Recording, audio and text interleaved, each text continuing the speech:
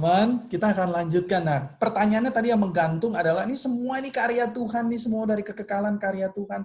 Tuhan sudah pilih, Tuhan sudah mengasihi, lalu Tuhan sudah menetapkan Kristus datang, Allah Roh Kudus bekerja. Loh, saya bagaimana ini kehendak bebas saya kalau begitu? Nah, teman-teman, kita mau lihat. Kalau kita bicara tentang free will, seringkali free will itu dipahami sebagai kehendak yang berada pada zona netral, begitu ya. Jadi tidak ada pengaruh. Nah, tidak ada tekanan yang mengikat, termasuk tidak ada unsur Tuhan di situ. Ini adalah my zone, kira-kira begitu, neutral zone, gitu ya. Jadi ini adalah zonanya Tuhan, ini zonanya saya, ini zonanya iblis. Nah, ini neutral nih. Ini karena neutral, ini adalah free will. Seringkali kita pahamnya seperti itu. Nah, itu adalah pemahaman yang keliru. Itu asumsi keliru.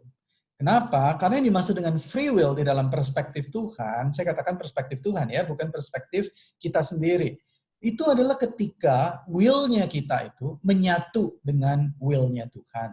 Atau ketika will-nya kita itu tunduk pada will-nya Tuhan. Contoh yang paling sempurna dari free will ini adalah will-nya Tuhan Yesus. Di Taman Getsemani itu, apakah Tuhan Yesus punya kebebasan untuk tidak taat kepada Bapaknya? Punya. Dia tidak dipaksa, begitu. Tetapi di tengah-tengah kebebasan itu, dia membawa will-nya dan menyerahkannya kepada Tuhan. Nah, itu adalah satu kebebasan yang sejati justru di situ. Nah, ketika dia tidak taat, gitu ya, ketika manusia tidak taat, dia tidak menyerahkan will-nya kepada Tuhan, iblis berkata apa? Kamu bebas, begitu. Kamu bebas melakukan semaumu. Salah, itu adalah jebakan. Sebab ketika dia keluar dari will-nya Tuhan, dia langsung masuk kepada will-nya iblis. Dan dia ditangkap di situ dan tidak bisa lari kemana-mana. Jadi hanya di dalam kondisi yang demikian, yang tadi saya katakan tunduk kepada will-nya Tuhan, manusia bisa memiliki freedom dalam will yang sejati. Nah, ini juga diungkapkan di dalam Westminster. Jadi Westminster sendiri mengungkapkan, Tuhan itu sudah kasih will kepada kita untuk menentukan determine to good or evil, begitu ya. Jadi ada kehendak yang bebas, tidak dipaksa-paksa ya, tidak ditekan begitu. Seperti yang Tuhan berikan kepada Adam dan Hawa. Namun ada poin yang kedua di sana chapter 9 ayat yang kedua. Manusia itu in his state of innocency. Nah, ini adalah pre-fall state ya, sebelum manusia jatuh dalam dosa. Had freedom and power to will and to do that which was good and well-pleasing to God, but yet mutably, so that he might fall into it. Jadi ada satu kapasitas di mana manusia itu bisa tidak taat kepada Tuhan. Nah, itu nanti penting. Nanti saya akan tunjukkan kenapa ada kapasitas itu. Kenapa harus ada kehendak bebas itu? Ya namanya juga disebut kehendak bebas ya. Jadi dia bisa taat kepada Tuhan, dia juga bisa tidak taat kepada Tuhan. Jadi ada potensi itu. Tuhan buka hal itu. Man, by his fall into a state of sin, had wholly lost of ability of will. Nah, jadi waktu jatuh di dalam dosa, itu all ability of will to any spiritual good accompanying salvation, itu dia udah hilang. Benar-benar nggak bisa. Nah, nanti kita akan lihat, itu state-nya itu disebutnya benar-benar adalah manusia tidak bisa tidak berbuat dosa. Jadi setiap hari itu kalau Alkitab mengatakan segala kecenderungan manusia itu hanyalah membuahkan kejahatan. Gitu teman-teman. Nah, di bagian yang keempat saya dikatakan ketika Tuhan mengubahkan hati manusia di dalam diri Kristus, Tuhan itu memberikan kepadanya grace, state of grace. Nah, by His grace alone, enable him freely to will. Nah, ini dia. Jadi kalau ada anugerah Tuhan yang Tuhan berikan kepada manusia, kepada kita yang berdosa, anugerah itu akan memampukan kita secara bebas untuk memilih and to do that which is spiritually good. Nah, jadi kalau tadi saya kaitkan dengan pertanyaan Yosua tentang pre-enable grace, jadi waktu Tuhan memberikan grace itu akan memampukan dia untuk memilih Tuhan, bukan untuk tidak memilih Tuhan. Begitu kira-kira. Jadi the will of man, nah bagian yang kelima ini adalah made perfectly, jadi sempurna will-nya kita itu dan tidak bisa berubah lagi. Jadi hanya bisa memilih yang baik, itu adalah in the state of glory alone. Jadi waktu kita sudah bersama-sama dengan Tuhan di dalam kekekalan nanti, begitu. Jadi kalau di dalam kondisi yang sekarang ini, setelah kita diselamatkan oleh Tuhan, begitu ya, kita lahir baru, kita bertumbuh, bagaimana posisi will kita? Posisi will kita itu sebenarnya adalah bisa tidak berbuat dosa. Jadi ada satu kekuatan yang Tuhan berikan di dalam diri kita. Nah, saya akan tunjukkan stages-nya di sini, teman-teman. Ya, ini bagian bawahnya ada yang kepotong, tapi nggak apa-apa, nanti kita lihat. Jadi di dalam stages-nya ini ada yang namanya pre-fall. Jadi ada dua tokoh, di sini ada Augustine, Bapak Gereja, Augustine dari Hippo, tapi juga ada Thomas Boston. Thomas Boston ini adalah teolog Puritan, ya, yang memberikan satu pandangan yang sebenarnya menurut saya sangat mirip dengan Augustine. Ya. Augustine ini jauh lebih awal daripada Thomas Boston. Jadi yang pertama itu stage-nya disebut pre-fall. Sebelum jatuh dalam dosa, Augustine mengatakan kehendak manusia itu adalah posse peccare, able to sin, bisa jatuh di dalam dosa. Kenapa bisa? Karena ada free will. Tuhan kasih potensi itu. Boston mengatakan ini yang disebut sebagai state of innocence, primitive integrity. Yang kedua, setelah jatuh dalam dosa, post-fall. Augustine mengatakan non posse non peccare. Tidak bisa, tidak berbuat dosa. Karena kenapa? Karena dia pikir, wah aku bebas, nggak ada Tuhan. Padahal dia jadi budak dosa. Not able not to sin. Dia terus-menerus berbuat dosa, terus-menerus berbuat dosa. Gitu ya.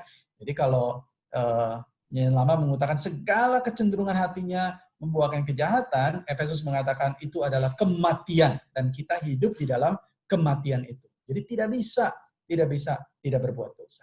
Nah, Boston mengatakan ini disebut sebagai the state of nature, entire depravity. Nah, jadi kita juga ada satu pengajaran yang disebut sebagai total depravity. Total depravity itu bukan mengajarkan bahwa dari ujung rambut sampai ujung kaki semuanya berdosa, semuanya rusak, nggak ada yang bisa dipakai. Gitu ya, gigi juga nggak bisa buat ngunyah, begitu mata nggak bisa dipakai untuk melihat. Bukan itu.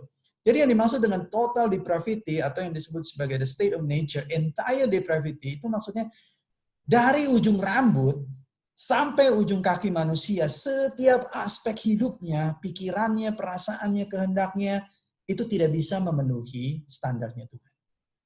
Tidak bisa memenuhi standar. Itulah sebabnya firman Tuhan mengatakan fall short of the glory of God. Jadi kalau dilihat dari tetangganya, kacamata tetangganya, dia itu orang yang baik. Kalau dilihat dari pasangannya, kacamata pasangannya, wow, pasangan saya itu baik. Tapi kalau dilihat dari kacamata Tuhan, no. Tuhan bilang, fall short of the glory. Karena Tuhan itu standarnya perfect, kesempurnaan, holy, dia bilang begitu. Jadi waktu dia udah fall short of the glory, dia tidak bisa menyenangkan hati Tuhan. Dia tidak bisa. Goal akhirnya itu adalah memuliakan Tuhan. Nah, teman-teman di sini kita jangan keliru pemahamannya. Karena seringkali orang berpikir, kalau total depravity, kalau entire depravity, berarti tidak mungkin ada kontribusi bagi kemanusiaan. Sangat mungkin ada. Teman-teman, bahkan ateis-ateis yang benar-benar menolak Tuhan dan tidak mau peduli tentang Tuhan, itu bisa jadi orang yang sangat benar-benar berjuang bagi kemanusiaan. Peraih Nobel juga ada yang ateis. Dia tidak peduli tentang Tuhan, tetapi dia betul-betul mengabdikan hidupnya untuk kemanusiaan. Bisa nggak kontribusi bagi kemanusiaan? Sangat bisa. Bagi kebudayaan bisa nggak? Bisa. Tetapi apakah itu berkenan di mata Tuhan? Tuhan katakan tidak. Kenapa? Karena dia tidak melakukannya di dalam Kristus. Itu dia. Kata kuncinya adalah di dalam Kristus, begitu. Jadi di mata siapa itu menentukan orang itu punya standarnya bagaimana. Menurut Tuhan, Adam itu mati. Menurut Tuhan, Hawa itu mati, begitu. Jadi not able not to sin. Nah, lalu oleh karena harus ada anugerah yang menghidupkan, maka satu-satunya cara itu adalah Allah sendiri yang harus datang ke dalam dunia. Dia yang harus masuk ke dalam evil, tinggal bersama-sama dengan evil itu sendiri, dengan sin itu sendiri, dan menghadapinya head on, begitu ya. Benar-benar sampai pada titik jantungnya. Gitu. Yaitu menghancurkan, akan dikatakan istilahnya mematikan kematian. Ya. Jadi kematian Kristus itu mematikan kematian. Jadi kematian itu benar-benar tidak punya stingnya lagi. Rasul Paulus katakan, hai maut di mana sengatmu? Hai maut di mana kemenanganmu? Udah nggak ada lagi. Kenapa? Karena kuasanya sudah dihancurkan. Nah, ketika kuasanya sudah dihancurkan, Kristus itu memberikan anugerah itu bagi mereka yang percaya, bagi mereka yang mendapatkan kasih karunia Allah. Maka will kita, ketika kita berada di dalam stage yang ketiga ini, kita diberikan kemampuan, gitu. Empowerment by the Holy Spirit. Ada satu kuasa yang Allah Roh Kudus berikan dalam hati kita, karena hati kita itu diubah menjadi baru, kita itu able not to sin. Nah, teman-teman perhatikan yang pertama tadi able to sin, ya. Yang kedua, able not to sin. Kita sekarang punya kuasa untuk berkata tidak terhadap dosa. Kenapa? Karena Kristus sudah melahirbarukan. Allah Roh Kudus sudah melahirbarukan kita. Kristus sudah menebus kita. Kalau Boston menyebut ini sebagai the state of grace, ya, atau began recovery. Jadi terus ini dibangun sekarang spiritual recovery-nya. Nah, sampai pada titik yang terakhir, yaitu yang disebut sebagai namanya glorified state atau glorification. Nah, di dalam glorification ini adalah unable to sin, udah nggak bisa lagi berbuat dosa, begitu, non posse pecare, nggak bisa berbuat dosa, gitu. Jadi bisanya apa? Bisanya memuliakan Tuhan. Jadi benar-benar bahkan berbuat dosa pun tidak bisa. Wow, itu adalah satu kondisi yang dirindukan oleh setiap anak Tuhan. Nah, Thomas Boston mengatakan ini yang disebut sebagai the eternal state, teman-teman. Nah, jadi ini adalah 4 stages dari will kita. Nah, kita berada di mana? Kalau kita sudah berada dalam Kristus, maka kita berada pada stage yang ketiga, yaitu reborn, dan terus-menerus pelan-pelan naik ke atas, sampai Tuhan betul-betul menyempurnakan will kita. Seluruhnya untuk Tuhan. Kita lanjutkan. Kalau begitu muncul pertanyaan. Nah, ini pertanyaan yang menarik. Kalau begitu mengapa Tuhan tidak menciptakan manusia dengan kemampuan tidak mungkin jatuh dalam dosa saja? Aduh, ini bikin susah aja begitu ya. Dikasih kemampuan memilih Tuhan, tidak memilih Tuhan. Jadi dosa ada semuanya di mana-mana. Mengapa Ia memberi kebebasan, free will, kepada manusia, dan akhirnya manusia jadi dalam dosa? Nah, kalau kayak begini kan, ini jadinya ujung-ujungnya ini Tuhan juga ya yang memberikan potensi itu. Jika Allah sudah tahu dan Dia itu Maha tahu bahwa Adam dan Hawa akan jatuh di dalam dosa, mengapa Dia tetap ciptakan mereka? Tidakkah ini mengindikasikan bahwa Allah yang menjadi penyebab sekunder dosa manusia?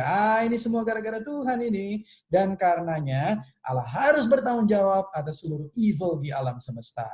Oh no. Nah, gitu teman-teman ya. Sampai sini mungkin kita pause dulu kalau ada yang mau bertanya gitu ya. Silakan. Ya, silakan kalau ada yang mau mengomentari. Setuju nggak Tuhan itu penyebab dosa? Jadi sebenarnya at least penyebab sekunder lah. Mulai pusing. Karena dia yang kasih free will-nya gitu loh. Ya, aku cuma mau mungkin I get it right gitu. Yang tentang reborn state itu, yang state nomor 3. Yuk. Berarti kata free will itu sebenarnya kita nggak ada free at all dong. Karena ketika jadi pilihannya itu cuma 2, nggak ada tengah-tengah gitu. Kayak ketika kita align sama Tuhan, berarti kita tidak berbuat dosa. Tapi ketika kita nggak align sama Tuhan, berarti kita berbuat dosa, itu berarti secara tidak langsung align sama iblis gitu. Iya, betul. Jadi sebenarnya free will itu nggak ada di tengah-tengah, nggak ada yang netral tadi itu nggak ada gitu. Nah, am I right to say that? Yang netral itu tidak ada, tetapi free will itu tidak pernah netral. Ya, oke. Ya, oke. Bingung ya? Ini keingatin saya kayak ini waktu nonton Big Bang Theory. Nah, itu ada mereka ngebahas demokrasi misalnya. Ketika rakyat milih seseorang buat in charge, jadi mereka kan dipilih rakyat kan ya kalau pemimpin di dunia demokrasi. Nah, siapa sebenarnya yang in charge? Orang yang ditawar rakyat itu atau rakyatnya? Nah, ini menarik sih. Waktu saya dengar itu tuh kepikiran kan, kayak misalnya saya mikir, apakah saya in charge? Kalau misalnya dipilih gitu ya, apakah mau melayani Tuhan atau mau hidup menurut yang saya anggap enak gitu ya. Itu kan kesannya saya yang in charge. Tapi sebenarnya interesting kalau dipikir, kalau saya milih sesuatu yang saya anggap enak, pasti saya naruh banyak hal di sana yang jadi in charge buat kehidupan saya kan. Kayak misal uang atau keluarga. Saya pengen keluarga yang benar-benar akrab misalnya gitu. Mau nggak mau harus akrab. Pokoknya semua yang dalam keluarga harus akrab. Kalau nggak ada, dikeluarin. Lama-lama keluarganya yang jadi berhala. Atau saya pengen hidup enak itu asosiasinya dengan uang. Uang ada, cukup. Bisa misalnya hidupnya nggak usah terlalu susah payah kerja, kalau banyak uang jadi enak kan, nggak usah capek-capek kerja. Uangnya yang jadi in charge sebenarnya, bukan saya sih. Ini yang menarik sih, karena itu bawa pemikiran yang kayak dibilang tadi benar sih jadinya. Sekali nggak milih Tuhan, pasti milih sesuatu yang lain gitu untuk jadi in charge di dalam kehidupan. Jadi nangkapnya lebih kayak gitu jadinya. Iya, menarik sekali yang Yosua bilang ya. Saya jadi ingat. Jadi kalau Calvin pernah menjelaskan konsep di dalam hati manusia itu ada satu istilah yang disebut sebagai sensus divinitatis atau apa namanya? Jadi kita itu punya yang namanya kepekaan rohani. Jadi manusia itu adalah disebut sebagai the creature of worship. Dia harus menyembah sesuatu gitu. Dia harus worship somebody gitu atau worship something gitu. Jadi ketika dia tidak datang kepada Tuhan, tidak worship God, dia harus worship sesuatu yang lain. Kalau dia, enggak Kak Yudi, saya tidak mau worship siapapun. Nah, yang terakhir yang dia akan worship itu adalah, bisa tebak Kak? Diri dia sendiri. Betul. He or she always needs Lord, gitu loh. Jadi, itu memang Tuhan udah ciptakan seperti itu. Dia tidak mungkin bisa escape. Enggak, aku tidak mau menyembah Tuhan. Aku tidak mau. Jadi makanya benar yang menjadi isu sebenarnya itu bukan ateisme, tetapi yang menjadi isu di dalam dunia ini sebenarnya idolatry, penyembahan berhala. Jadi berhala itu siapa? Dirinya sendiri. Gitu. Ketika kita tidak datang kepada Tuhan, itu kita udah menyembah berhala sebenarnya. Jadi kita udah membuat Tuhan yang lain. Betul. Gitu. Oke, ada yang lain? Jadi sebenarnya free will-nya itu pilihan kita di mana kita mau ikut Tuhan atau ikut iblis, sebenarnya cuma dua itu. Betul. Nah, jadi free will itu sebenarnya adalah capacity atau potensi di mana kita bisa memilih di antara kedua ini. Tapi kita tidak pernah bisa berada selalu, kalau aku nggak mau pilih ini, aku juga nggak mau pilih ini dah. Aku mau pilih aku sendiri. Nah begitu kita bilang aku mau pilih aku sendiri, itu berarti dia ikut siapa? mau ikut yang ya itulah. Ya itulah. Ya begitulah. Kita TST gitu ya, tahu lah kita. Jadi ini boleh dibilang ini nggak sih Kak? Kalau kayak ini kan kayak tadi Jose bilang ikut iblis kan, in a sense benar juga, iblis kan mau seperti Tuhan, sama kayak yang dilakuin Hawa dan Adam juga mau seperti Tuhan. Betul. Tapi ujung-ujungnya gitu ya, kalau kita milih diri sendiri ujungnya mau jadi sama seperti Tuhan, tapi ya ujungnya jadi nggak benar karena emang kita bukan Tuhan, jadi ujungnya jadi menyembah berhala tadi, sesuatu yang palsu jadinya gitu. Betul. Dan uniknya kalau kita tarik itu pengajaran itu sampai kepada perjanjian baru, kan iblis kan bilang, ayo kamu mau jadi seperti Tuhan gak? Kamu mau jadi seperti Tuhan gak? Gitu kan? Ayo ikut gitu kan? Akhirnya kita jadi kacau, jadi berantakan, menyembah diri sendiri.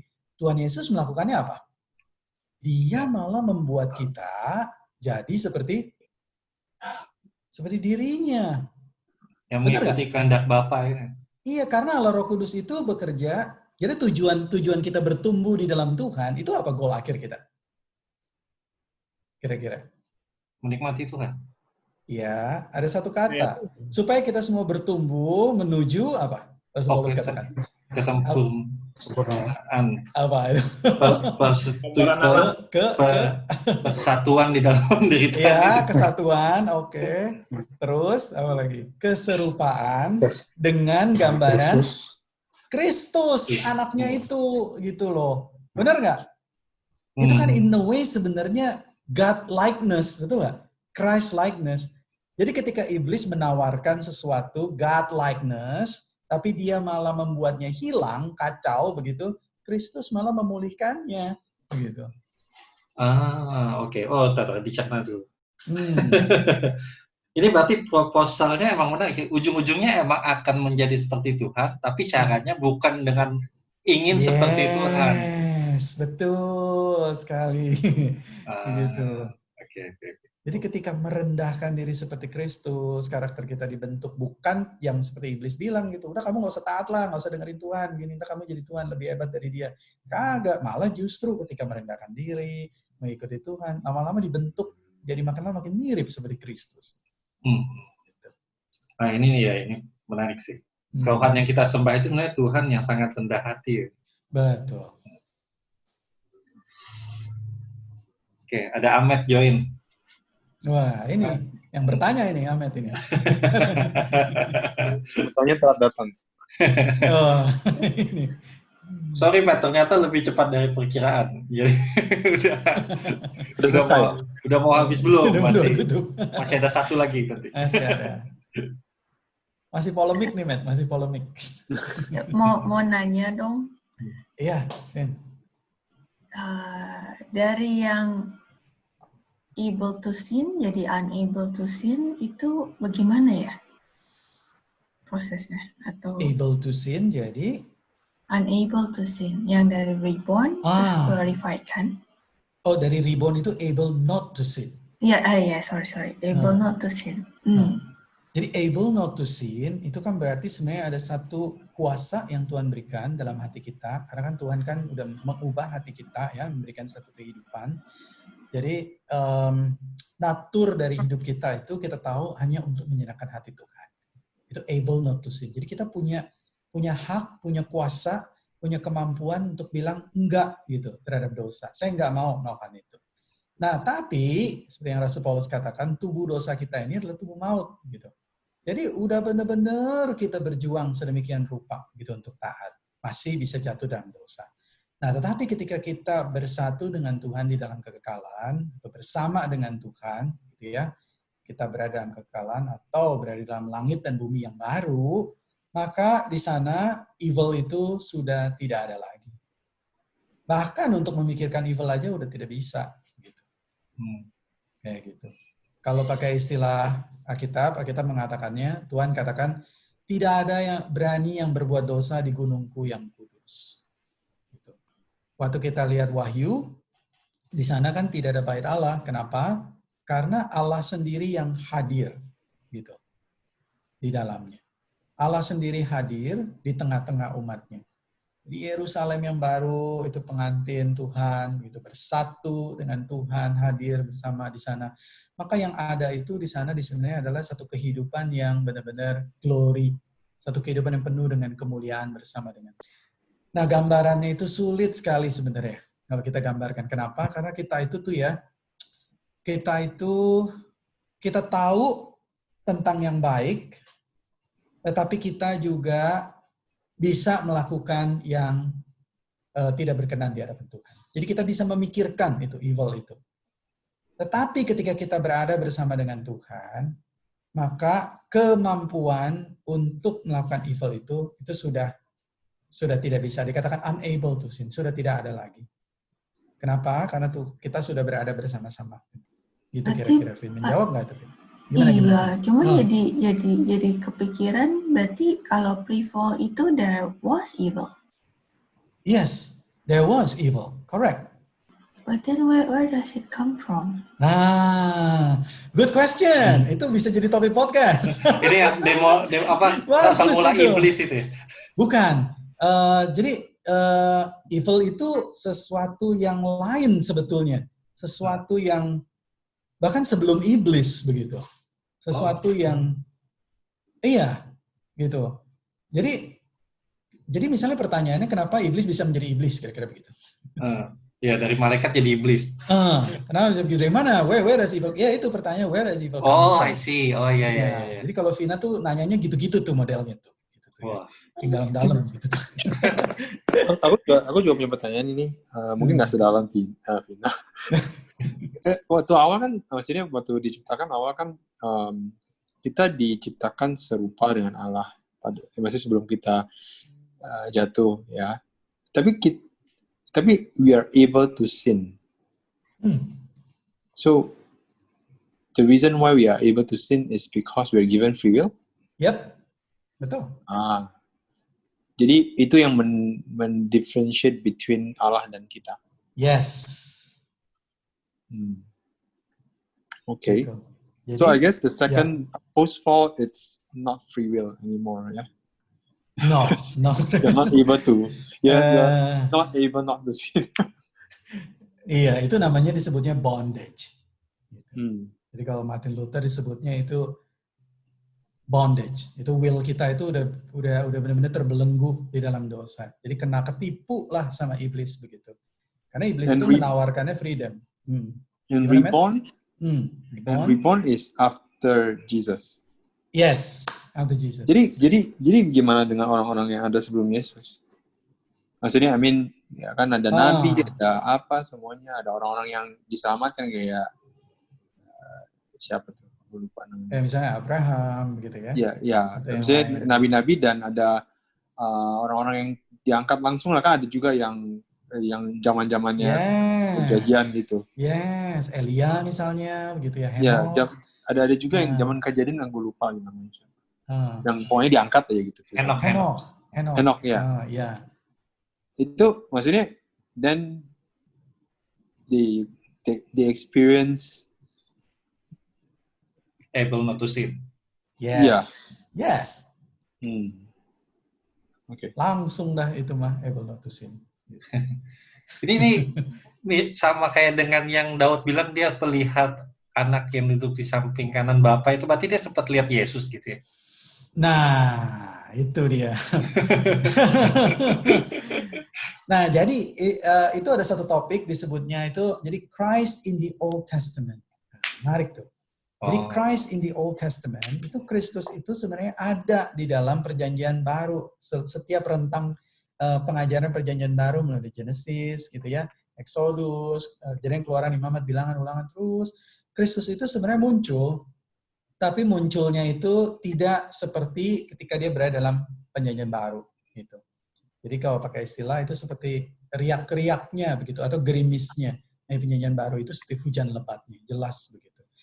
Nah, sebenarnya dua kehidupan ini, baik dalam perjanjian lama maupun perjanjian baru, kita ini sebenarnya pasca perjanjian baru begitu ya. Jadi dua kehidupan ini itu tuh mengacu kepada Kristus begitu. Jadi perjanjian lama menanti-nantikan Kristus, perjanjian baru hidup bersama dengan Kristus. Setelah Kristus naik, seluruh gereja mengacu kepada Kristus. Jadi seluruh iman sebenarnya mengacu kepada Dia. Mesias yang sudah datang, Mesias yang datang, Mesias yang telah datang, dan Mesias yang akan datang kembali. Kira-kira begitu. Oke, menarik. Ini kalau saya coba pikirin mekanismenya, ini kayak pertanyaan dulu sih, apakah I get it right? Pertama kan manusia diciptakan, manusia dikasih tugas, jadi emang paling pertama yang ditaruh itu emang will of God, karena dia pengen manusia mengelola, menjaga, mengusahakan taman ini gitu kan ya. Terus mereka berarti kerja in the context of doing the will of God. Yes. Tapi in the middle ada iblis yang bilang, mau nggak dikasih temptation, mau nggak seperti Tuhan, kalau kamu makan buah ini, jadi Tuhan juga kasih kan batasannya kan. Ini will of God, di dalam will of God itu ada satu larangan juga, jangan makan buah ini. Tapi iblis datang kasih temptation untuk nge-break, ibaratnya tujuan utamanya nge-break, ngebawa manusia keluar dari will of God, karena dia nge-break the will of God. Habis dia nge-break the will of God, that kind of question selalu datang, apakah dia sudah jadi Tuhan, apakah dia bisa menjadi Tuhan atas dirinya sendiri. Itu masuk ke yang level 2, berarti not able not to sin, karena selalu ada pertanyaan itu. Jadi mau nggak mau, orang jadi selalu nggak dalam will of God, karena dia selalu pengen jadi Tuhan gitu ya, karena dia sudah melintas pertanyaan itu sudah jadi part of themselves gitu kan ya. Yes. Oke, bahkan dia sudah tidak memperdulikan lagi tentang Tuhan yang sesungguhnya gitu, karena kan isu yang utama dia adalah pertanyaan yang tadi itu ya. Apakah saya udah jadi Tuhan? Apakah saya udah jadi Tuhan? Gitu. Ya benar ya. Jadi karena dia sudah ngerasain, apa mungkin kalau saya pikir lebih kayak ke distract kali ya, karena distraction yang untuk bisa menjadi Tuhan tuh jauh lebih kuat dibanding untuk tinggal di dalam will of God gitu. Yep. Oke. Habis masuk dari sana ketemu Yesus yang ternyata tadi nunjukin kalau will of God itu sebetulnya akan membawa kita jadi seperti Tuhan, tapi gambaran Tuhan yang dimaksud di sini justru Tuhan yang mau mengorbankan dirinya, Tuhan yang benar-benar peduli dan care buat orang lain gitu. Betul. Buat semua ciptaannya, kembali ke hukum, bukan kembali ke will of God yang dikasih di awal ke Adam Hawa sebetulnya, untuk take care, untuk jadi guardian, untuk mengusahakan. Jadi kembali ke sana, karena kita kembali ke sana, distraction itu jadi less, terus jadi kita able sekarang untuk mikir gitu kan ya, apakah sebenarnya kita seharusnya untuk menjadi Tuhan harus ikutin caranya Kristus sebetulnya, karena harusnya begitu gitu. Betul. Harusnya kita ngelakuin tunduk kepada kehendak Tuhan, memilih untuk mendahulukan orang lain, memilih untuk mendahulukan ciptaan, tapi juga at the same time seperti mengasihi diri kita sendiri. Jadi dua sisi gitu ya, mengasihi diri sendiri dan mengasihi orang lain. Itulah cara sebenarnya untuk tinggal dalam kehendak Tuhan.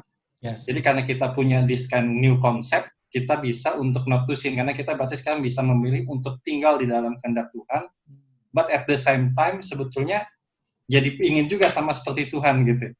In a way yang benar gitu ya. Benar, jadi sama seperti Tuhan yang sebenarnya yang Tuhan maksud di awal. terus kita sudah bisa untuk memilih not to self, in a sense kita udah bisa milih untuk tinggal dalam kehendak Tuhan, ya konsepnya jadi kuat banget dong ya. Berarti kalau dalam kekekalan konsep ini nggak ada yang bisa nge-break karena ya kita udah ngerti maksudnya apa, kenapa kita harus tinggal dalam kehendak Tuhan gitu kan. Makanya itu udah. Jadi makanya unable to sin, terlalu simplified. Betul itu, Yos.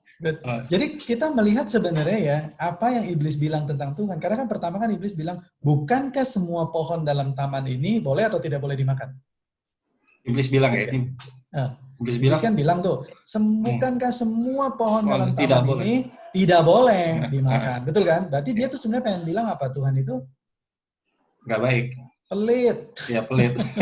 Dan kamu itu tidak bebas, gitu. You have no freedom, gitu loh. Nah, dia mulai dari situ, gitu. Tetapi justru sebenarnya ketika dia menawarkan freedom yang merusak itu, Kristus itu justru menawarkan, justru ketika kita itu tunduk pada kehendak Allah yang tadi Yosua bilang, kita malah mendapatkan freedom yang sesungguhnya. Malah makin hari makin menjadi seperti Kristus, gitu. Gitu. Tentunya itu baik.